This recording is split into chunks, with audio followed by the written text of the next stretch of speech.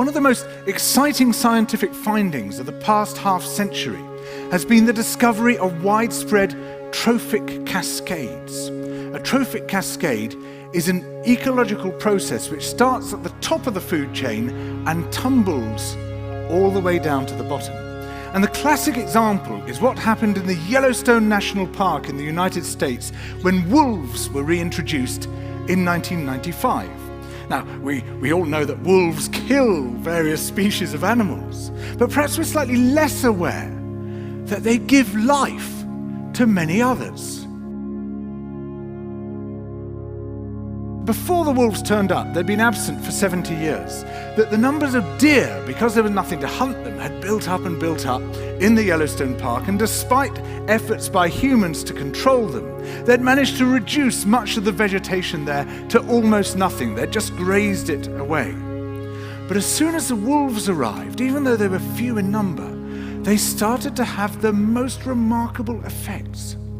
First, of course, they killed some of the deer, but that wasn't the major thing. Much more significantly, they radically changed the behavior of the deer. The deer started avoiding certain parts of the park, the places where they could be trapped most easily, particularly the valleys and the gorges. And immediately those places started to regenerate.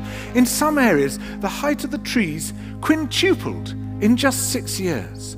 Bare valley sides quickly became forests of aspen and willow and cottonwood. And as soon as that happened, the birds started moving in. The number of songbirds, of migratory birds, started to increase greatly. The number of beavers started to increase because beavers like to eat the trees. And beavers, like wolves, are ecosystem engineers. They create niches for other species. And the dams they built in the rivers provided habitats for otters and muskrats and ducks and fish and reptiles and amphibians.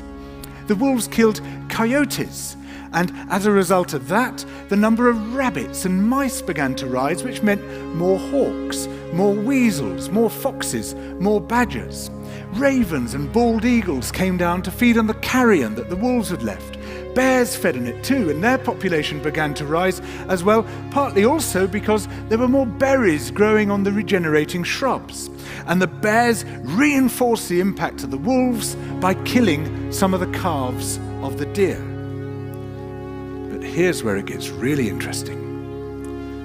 The wolves changed the behavior of the rivers. They began to meander less. There was less erosion. The channels narrowed, more pools formed, more riffle sections, all of which were great for wildlife habitats. The rivers changed in response to the wolves. And the reason was that the regenerating forests stabilized the banks so that they collapsed less often, so that the rivers became more fixed in their course. Similarly, by driving the deer out of some places and the vegetation recovering on the valley sides, there was less soil erosion because the vegetation stabilized that as well. So the wolves, small in number, transformed not just the ecosystem of the Yellowstone National Park, this huge area of land, but also its physical geography.